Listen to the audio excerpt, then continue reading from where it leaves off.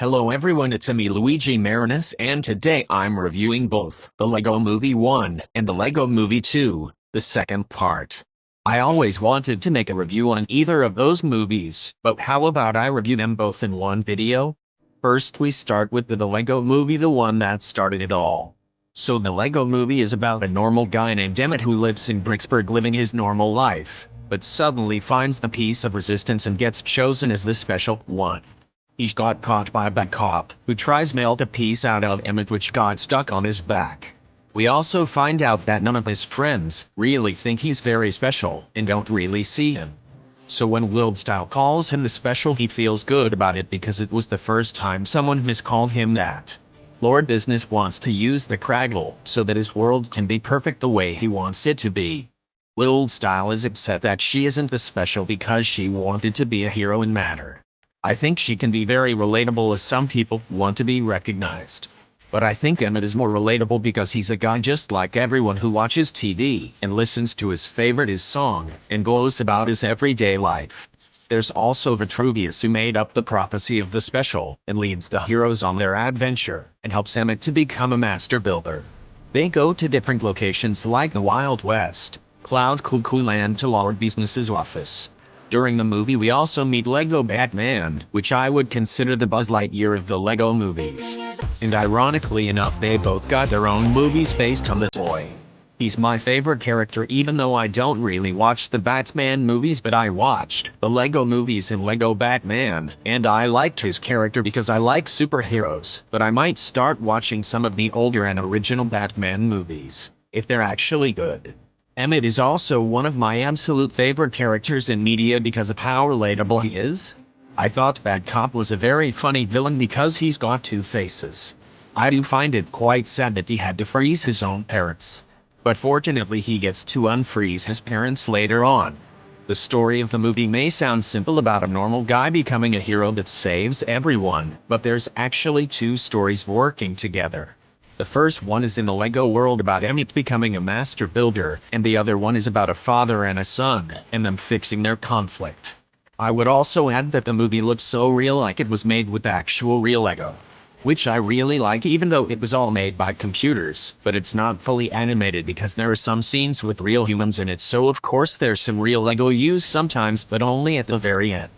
I really like the second story in this movie that goes into the real world of a boy and his dad, where his dad realizes what his son made and let him play with LEGO and to use it his way instead of the way he sees it as, which is as a brick system instead of a toy.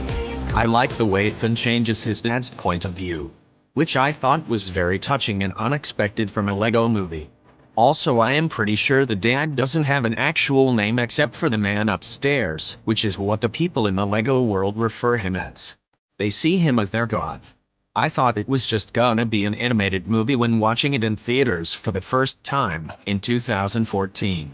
But it was actually something more than that, and it's one of those movies that also get better on rewatch.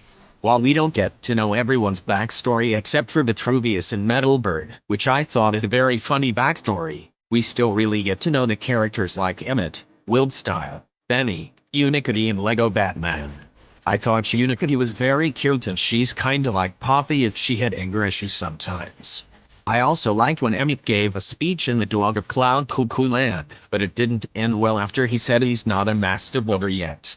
After that the bad guys found them because of the tracker stuck on Emmett's legs, which I thought was a cool detail that the movie really paid attention to. I also really liked the design of the office of Lord Business and his collection of non-LEGO tools, which was very creative. And of course I'm not gonna forget the song Everything Is Awesome. That song is a real jam.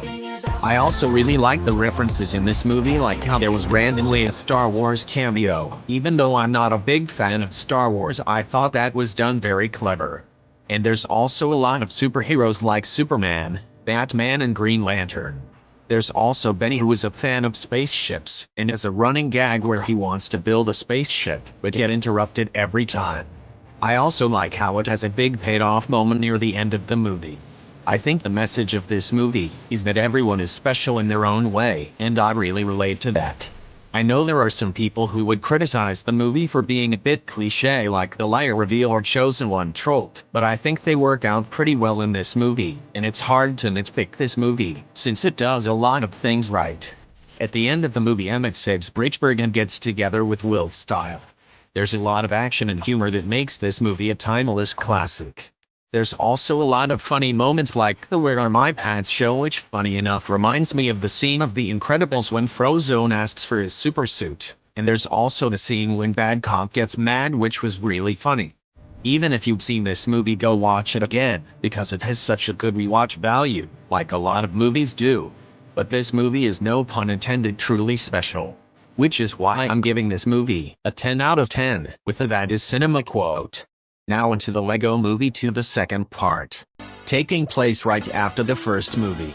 After the Diplo aliens attacked Bricksburg, the people made a new city called Apocalypseburg, which is more mature than their old Bricksburg.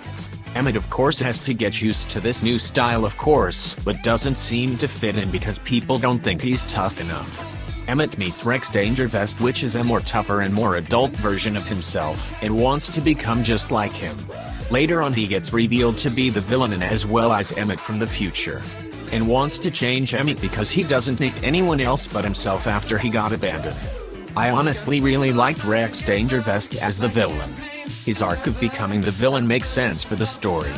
Somehow back in 2018 I kinda expected him to be the villain before the movie released, but I didn't know he was gonna be Emmett from the future. I thought he was instead gonna be Emmett's evil brother. But he would have been Drew from Despicable Me 3 done better. But for what it is, I think Rex Dangervest is Zurg from Lightyear done right, or done a lot better. Like, no disrespect to Lightyear, but I still think the villain was my only issue or problem with that movie. But the Lego Movie 2 on the other hand, is how you do an alternative main character plot twist villain right. And maybe to some extent Wreck-It Ralph 2 as well. Anyway, while Emmett is looking for Wildstyle and his other friends, Wildstyle also has her own character arc, to accept who Emmett is on the inside. And honestly I think that is a really great character development from Wildstyle, because you don't have to tell people to change completely. Like, I do relate to Emmett in this movie, even more as I still like things that some other people don't like, such as DreamWorks and Illumination. And people tell me to grow up, and move on from those things, and watch more mature movies. But I want to be my own person just like Emmett. This movie actually has 3 stories working together. Actually 4, we have Emmett trying to save Wildstyle or Lucy, Wildstyle trying to be more independent, Rex Dangervest's time travel backstory, and a live-action sequence with the brother and sister Finn and Bianca. I think these stories work very well together. Slowly Emmett's friends besides Wildstyle change from the inside and outside. Like, they get used to the star system, even Batman is getting married with Queen whatever wannabe. Later on in the movie, Emmett and Rex meet Wildstyle and plan to ruin the wedding because they think that is what causes Armageddon. Rex Dangervest calls it a wedding cake of doom. There's a lot of twists and turns during the last 30 minutes where we find out that the people at the star system aren't actually evil. Which may seem obvious to some people, but I thought it was surprising given how throughout the movie it was kind of a mystery of who is good or bad. Like, when watching the movie for the first time I kept guessing whether Rex, General Mayhem, or Queen whatever wannabe is the villain. Turns out I was right about one of them. It also gets revealed that General Mayhem was cute without her mask on, but when watching the movie you would think she's trying to hide her face because she might look ugly. I also think it's funny when Emmett laughs at how nothing makes sense in space. And of course, just like the first movie, the visuals look amazing. We actually go to like 5 different locations such as Planet Sparkles, the Jungle, Planet of Infinite Reflection, and the Temple in Apocalypseburg. And they all look beautiful to look at, especially the Planet Sparkles. The movie also has 7 songs. One's a remix of Everything Is Awesome, 5:15, Welcome to the Star System, Not Evil, catchy song, Gotham City Guys, Everything's Not Awesome, and At Last, super cool. And there's also some song at the end of the movie. My favorite song has to Everything's Not Awesome and catchy song.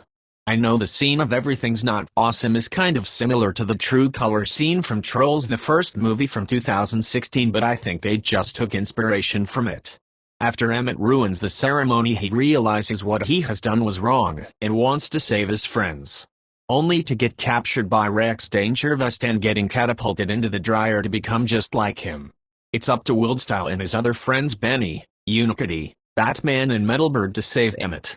And at the end Rex Dangervest gets erased after Wildstyle finds Emmett. This scene was kinda sad if you think about it because Rex was about to have a change of heart after Wildstyle said he doesn't have to be the bad guy. In a way the climax is kinda similar to Wreck-It Ralph 2, where the main character fights against a different version of himself. What I also liked was that we learned more about Wildstyle's past when she colored her hair in black because she wanted to be cool. And at the end it turns out she was actually part of Everything Is Awesome.